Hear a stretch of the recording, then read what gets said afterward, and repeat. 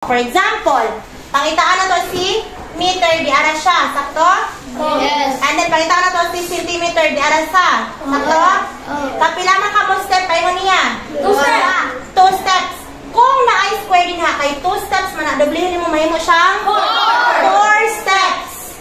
1, 2 times 2 is 4. So, ang imong decimal point, iyon ang upat nila. Upat. 1, 2, 3, 4. Pila yung may lunga ka 0?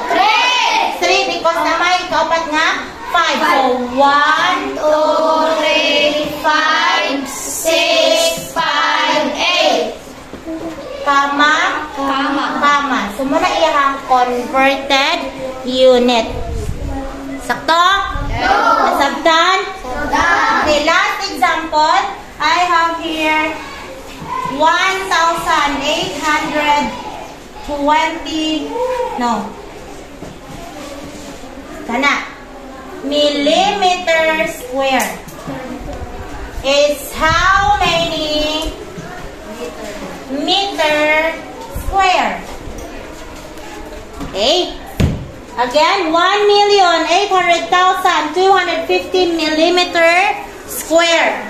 Again, kung na-square, ang rule is kung kapila ka mo irog, doble hon. Okay, pangitaan na to si millimeter mo, ni? Yes. Santo? Pangitaan na to si meter mo, ni? Yes. Kapila ka step para may maabot ni meter?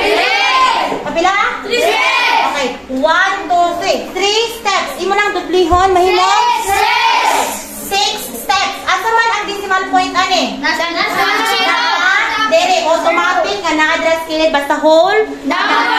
Okay, kapila kalita mo, Irog? 6. 1, 2, 2, 3, 4, 5, 6. Dili na mabalin ang? Decimal. Okay, may mo na siyang 1,800,250 meters. Sayon? Sharog, di ma-perfect. Ayaw dyan ko kinaro na ima-0 ha. Ayaw yun. Answer this one.